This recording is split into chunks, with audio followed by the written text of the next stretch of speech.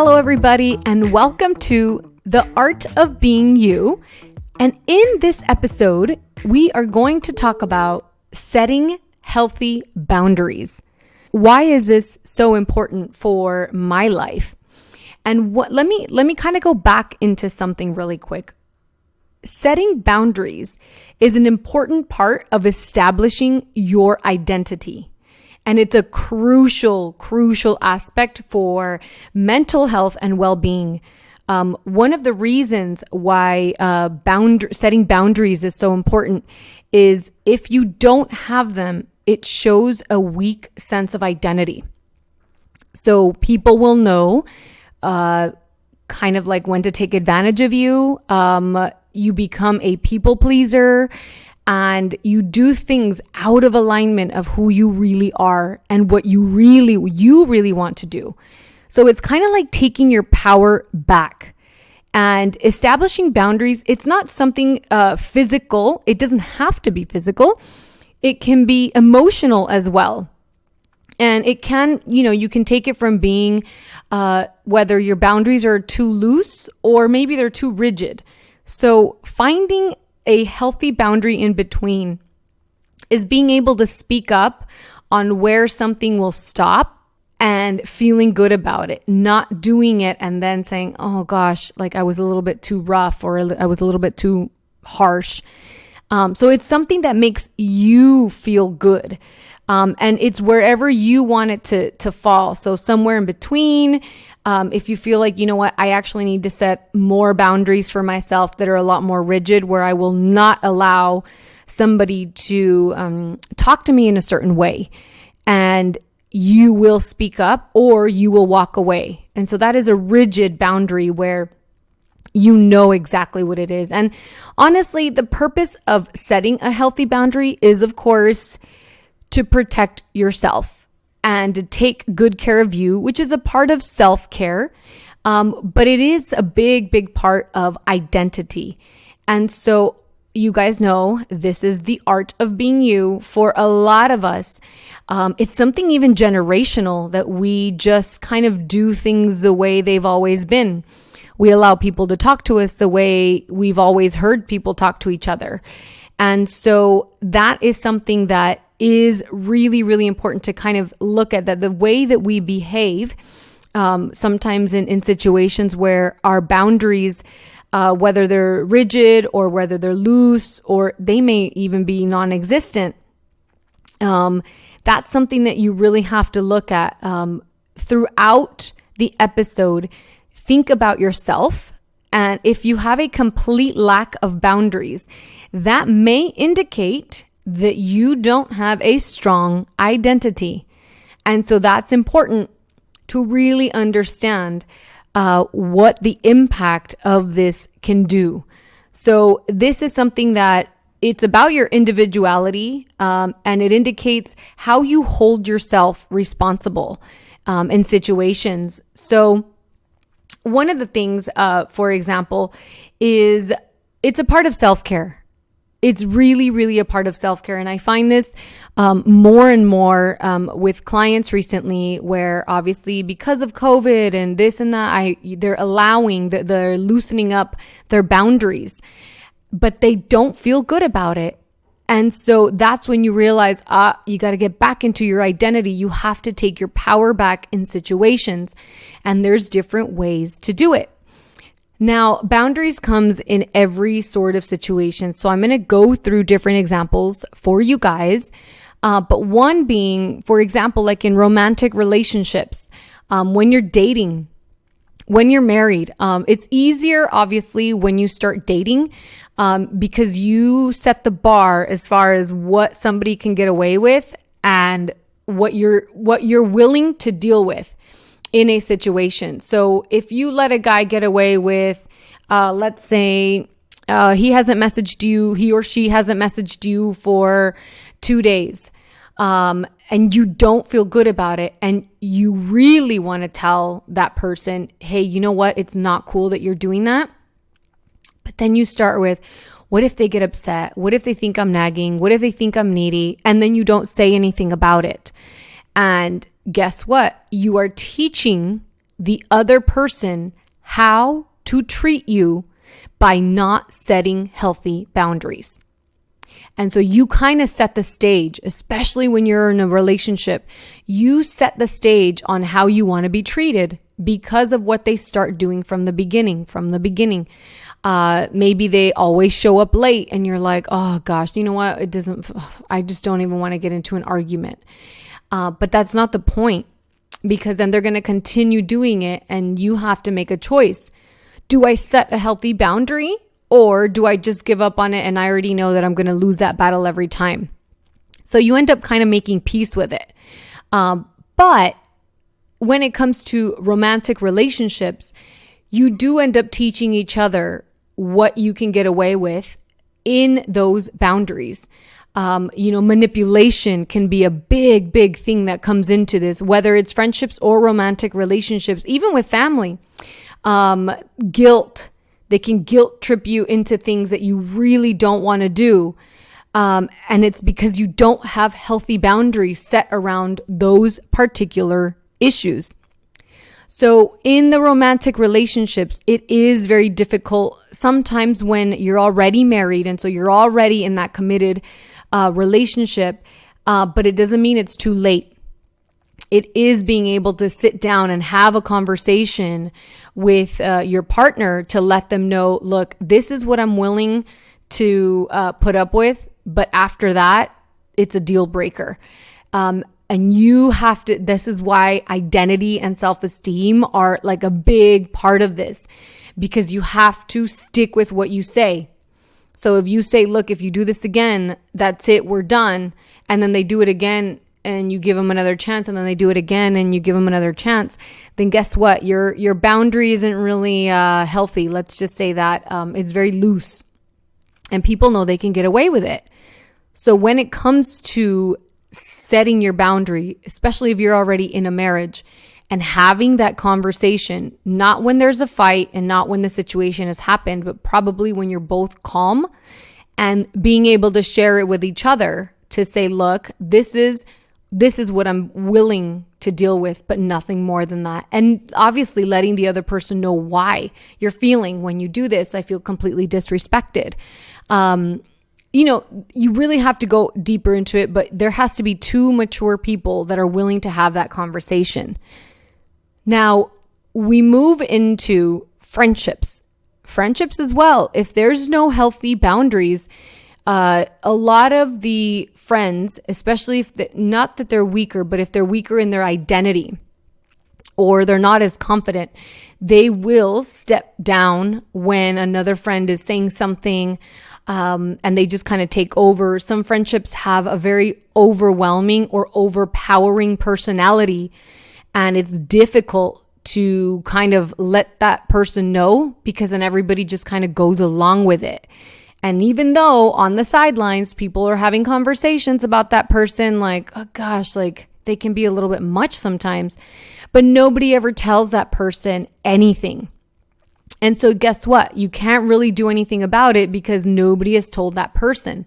It's until you speak up, and you have to know first, what is it that I'm willing to deal with in a friendship, and what is a deal breaker? What is it? Is it at the point where you start feeling bad? Is it at the point where you start saying, you know what, I don't even feel like I have an opinion because this person will always take over it? There's been situations in groups of friendships where, somebody will say, hey, let's go out to the club. And there's that one person that is like, oh, actually, I really, really don't want to go. And it's actually the person that they're celebrating. Like if it's the birthday person, girl or boy, and they're saying, oh my gosh, like I actually don't really want to do that. But if that overpowering friend or the overwhelming friend kind of just jumps in and says it, it's really hard to say no. But this is the perfect timing to speak up and be able to, you have a self check-in, say, what am I willing to put up with and what is a deal breaker? Me not feeling like I can be myself in a relationship is a deal breaker. Me not feeling like there is a give and take relationship, or am I always giving? When friendships when they only call a certain friend when they need something, but they don't ever really check in, just to check in and say hi. So there's boundaries that you set. And again, it goes back to you are teaching people how to treat you with these boundaries or lack of. So it is really, really important that you have to check in with yourself and say, am I that person? Am I the overpowering, overwhelming personality in the group that just kind of makes, hear that word, makes other people do things because you know that nobody's going to stand up to you? Are you that person? Or are you the one that doesn't speak up? Are you the one that will be able to say, hey, you know what? As a matter of fact, I know going to the club sounds like a great idea for you, and maybe we could do that for your birthday, but I actually do not want to do that for mine. I would enjoy a spa day or something more chill. So that's what I want to do. So that's somebody with a healthy boundary who can speak up. You don't have to get into any confrontation with anybody, but it is the moment where you speak up to say, I've had it, enough is enough. And so in friendships, now I will say sometimes it will end the relationship. And I'm not talking about just friendship, but romantically as well, when you speak up. And so a lot of people the fear of losing that other person, they would rather just deal with it. And that's not the point, because again, you're going to deal with that for the rest of your life because of that boundary, the lack of that boundary. So it is something that you have to know. You have to sit with whatever choice you make, and it has to sit with your identity. What kind of friendships are you surrounded by? Is it the ones that are always taking? Is it the ones where you feel like you can't really speak up? Somebody else always makes a decision. And it's situations like this where you're going to take almost like an inventory of those friendships and really think about, what is this and why is this happening? And then, we move into a different kind of relationship, which this one is a little bit tough. It's family. We learn to justify other people's behavior when it's family. Like, for example, when an auntie or an uncle come and, maybe they say something to you that you would never let anybody else say to you. And then everybody says, oh, so-and-so, they're like that. You know how they are. Well, the thing is that how they are, or they've always been that way, that's an excuse for that person to cross the boundary with no permission. You didn't give that person permission to cross that boundary. And so a conversation needs to be had. Being able to have that conversation with a family member to say, hey, I don't appreciate when you say certain things to me in public with everybody around listening. If you need to talk to me, you can talk to me in private. But please don't ever bring things like this up in front of the entire family. It's very disrespectful. And I don't allow that kind of stuff in my life. When you are set and you say, I will not allow that, that's when you speak with conviction. That's when you can confront someone and let them know that they have crossed the boundary into something that you will not be allowing. Now, again, I tell you, you have to follow through with your word, because whatever that looks like, following through with the outcome is the important part afterwards. If you follow through, and people will come back to you to say, you know what, I thought about what you said and I'm actually really sorry, I didn't know. That might be one situation. Two, you know what, our relationship is more important than that, and I respect that, and so I'm sorry, and moving forward, I want to work on that. That's another great way, but it doesn't always go down that route. There will be moments where you may even fall out with family members because something that they did or said is not okay with you, and you are not willing to put up with that. That's something that's really important, that you may also, you may need to have, and you will fall out. I remember talking about this a couple years ago, and I made a video on it, and I remember a few people commented saying, Nancy, I tried to do that with a family member and we completely fell out. And, now I feel really bad. I shouldn't have said anything. And, they felt really bad about it. But at the end of the day, I'm like, are you putting them first or are you putting yourself first? Because if you are putting yourself first, you know that setting that boundary for yourself is really important versus you're putting that other person's feelings first instead of yours. So you're willing to allow somebody in the family to do something that you don't like and you're unhappy just to make sure that they're happy. And that doesn't work that way.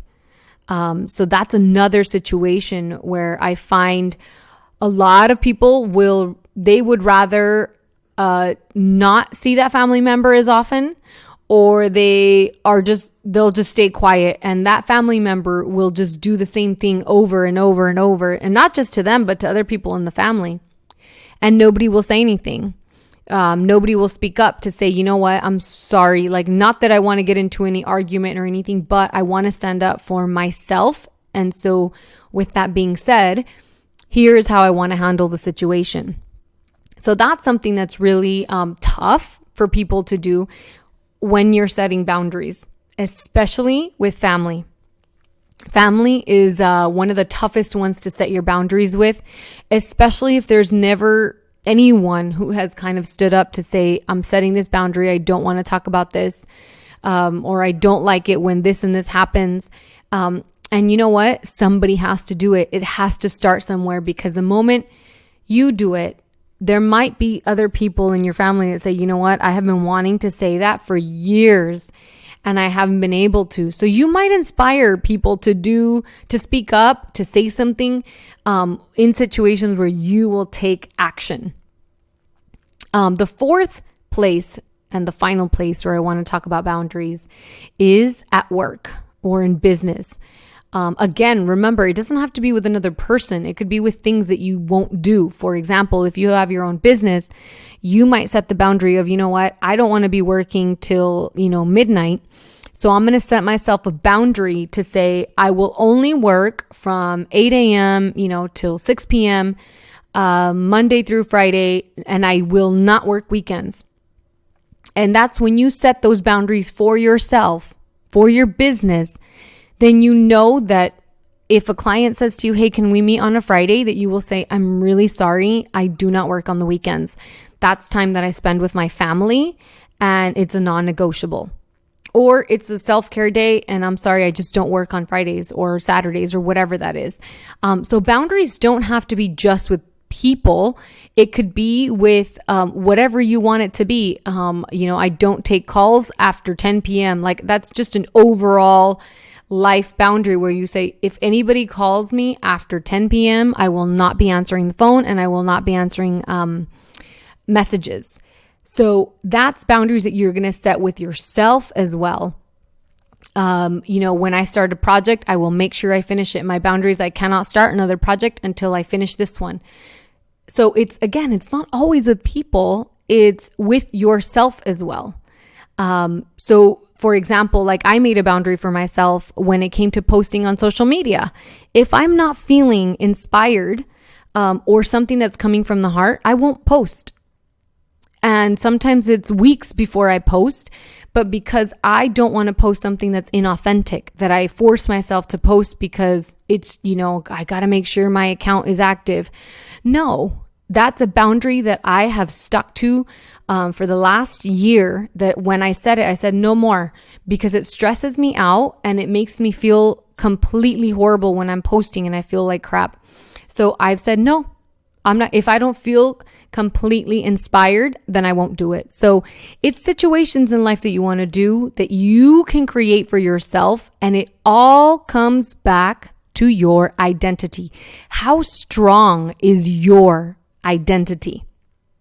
And that's how you know, is by learning how to create those healthy boundaries for yourself and in other relationships that you have around you. So again, whether that's a romantic relationship, whether it's a friendship, whether it's family, or whether it's work or business, where you will set the boundaries. I remember having a conversation with somebody saying, my family is first. And so in the line of work that she was working in, she said, when I was in the interview, I told them I need to leave here by 3:00 because I have to pick up my kids at 3:30 or some form of time.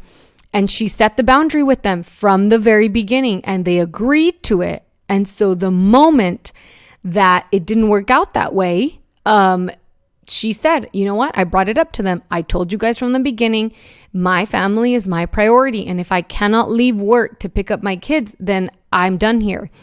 And you know what? They remembered and they said, oh my gosh, we're sorry. We apologize. This is a one-off. And then we continue on. Now, that's a person with a strong identity, because even if she would have lost a job, she's like, I don't care because that family is a priority. My boundary is I will never be so focused on work that my family is paying the price for it. So that's like super, super powerful. So here's what we're going to do for all of you people pleasers or people that just let others because you're so scared, and not set these boundaries for yourself. You can have healthy boundaries without the confrontation. But remember, you're doing it for you, not anybody else. You are doing it for you. Start doing it now. And that way for the rest of your life, you can teach your kids to set their own boundaries for themselves. So here are 3 questions for you to think about to start helping you create a healthy boundary. So question number 1 is, what am I saying yes to that doesn't bring me joy, happiness, or makes me feel good? So I'm going to repeat that again. What am I saying yes to that doesn't bring me any joy, happiness, or makes me feel good? So there's got to be things that you're saying yes to that you're just like, ugh, I don't want to do that. That doesn't make me feel good, so I don't want to do it. The next question number 2, what will I start saying no to starting today? What will I start saying no to starting today? This one might give you a little bit of you almost might feel like a little punch in the gut because you're like, ugh. Because once you write it down and once you see it, you're going to know if you followed through with that boundary. What will I start saying no to today is, I might say no to certain collaborations that I don't feel connected to. That would be one. That's definitely one for me that I started to do that a couple years ago. And man, it feels good. It's tough at the beginning. Don't get me wrong. It takes some work. And then the last question is, what area of my life is setting healthy boundaries a priority? So there's got to be so out of the 5 that I gave you, and actually the 5th one is yours, a personal one. So that's a life one. That's for yourself. That's your relationship with yourself. So it is probably the most important. So which part of your life is setting a healthy boundary a priority? So is it in romantic relationships? Is it in your friendships? Is it with your family? Is it with work or your business? Or is it with yourself that you would like to put it as a priority and start working on that, or start creating boundaries on that particular part of your life? Then once you kind of get going on it and it feels good and you've kind of gone through the first few hiccups, then it'll become easier for you to create more boundaries for yourself in other areas of your life. So that's something that you might want to think about. So now that I gave you the 3 questions for yourself, you got a little bit of work to do. Keep us posted. Let me know if you guys have any questions. But I hope this episode really allowed you to think about the boundaries that you want to be setting, the healthy boundaries you want to be setting for yourself, and how you want people to treat you at the end of the day. If you have good, healthy boundaries, people, again, they'll treat you exactly the way that you teach them to. So thank you so very much. We will talk to you guys in the next episode. And again, if you learned anything from this episode, please, please, please share it with your friends and family. Let us know. Tag us you can tag me on Instagram at @the_confidence_catalyst. And we'll talk to you guys soon. Take care.